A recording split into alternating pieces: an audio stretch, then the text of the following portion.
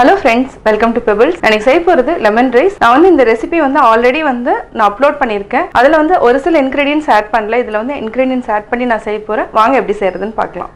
Lemon ஒன்று எடுத்துக்கலாம். இதை நல்லா புளிஞ்சு வச்சிருக்கேன். இது ஒரு 4 டேபிள் ஸ்பூன் அளவுக்கு வரும். கடுகு தேவையான அளவு, கடலைப்பருப்பு, உளுத்தம் பருப்பு தேவையான அளவு, மஞ்சள் தேவையான அளவு, உப்பு, வேர்க்கடலை 3 டேபிள் ஸ்பூன் எடுத்திருக்கேன். ஏன்னா லெமன் ரைஸுக்கு வேர்க்கடலை ஆட் பண்ணா டேஸ்டாகவும் இருக்கும். பச்சை மிளகாய் சின்னதாக கட் பண்ணியிருக்கேன், 2 பச்சை மிளகாய். காரம் உங்களுக்கு தேவைன்னா ஜாஸ்தி எடுத்துக்கலாம். கருவேப்பிலை கொஞ்சமா, ஒரே ஒரு வரமிளகாய். இது 100 கிராம்ஸ் ரைஸ்ல நல்லா வேக வச்சு எடுத்து வடிச்சு வச்சிருக்கேன். இப்போ எப்படி செய்யறதுன்னு பார்க்கலாம். ஒரு கடாய் வச்சுக்கலாம். 2 டேபிள் ஸ்பூன் ஆயில் விட்டுக்கலாம். நல்லா காயிட்டும். காஞ்சதுக்கு அப்புறம் கடுகு 1/2 டீஸ்பூன், கூடவே கடலைப்பருப்பு 1 டேபிள் ஸ்பூன், வேர்க்கடலை இதை நல்லா ஃப்ரை பண்ணிக்கலாம். லெமன் ரைஸ் கூட வேர்க்கடலை ஆட் பண்ணனா சாப்பிட்றப்ப கொஞ்சம் நரநரன்னு இருக்கும், டேஸ்டாகவும் இருக்கும். அதுக்காக நம்ம வேர்க்கடலை ஆட் பண்றோம். இது நல்லா பொன்னிறமாகட்டும். அதுக்கப்புறம் நம்ம மிளகாய் ஆட் பண்ணிக்கலாம். கடலைப்பருப்பு பொன்னிறம் ஆயிடுச்சு. பச்சை மிளகாய், கருவேப்பிலை வதக்கிக்கலாம்.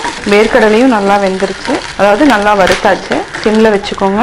இப்போ மஞ்சத்தூள், தேவையான அளவு உப்பு. 100 கிராம்ஸ் ரைஸுக்கு 3/4 டேபிள் ஸ்பூனே இருந்தாலே போதும். இப்போ நம்ம ரைஸ் ஆட் பண்ணிக்கலாம்.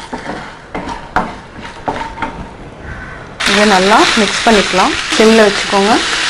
நம்ம லெமன் ஜூஸ் எடுத்து வச்சிருக்கோம், இதையும் நம்ம ஆட் பண்ணிக்கலாம். நல்லா மிக்ஸ் பண்ணி விடுங்க. இப்போ லெமன் ரைஸ் ரெடி ஆயாச்சு. நம்ம வேற பாத்திரத்தில் மாற்றிக்கலாம். சுவையான லெமன் சாதம் ரெடி.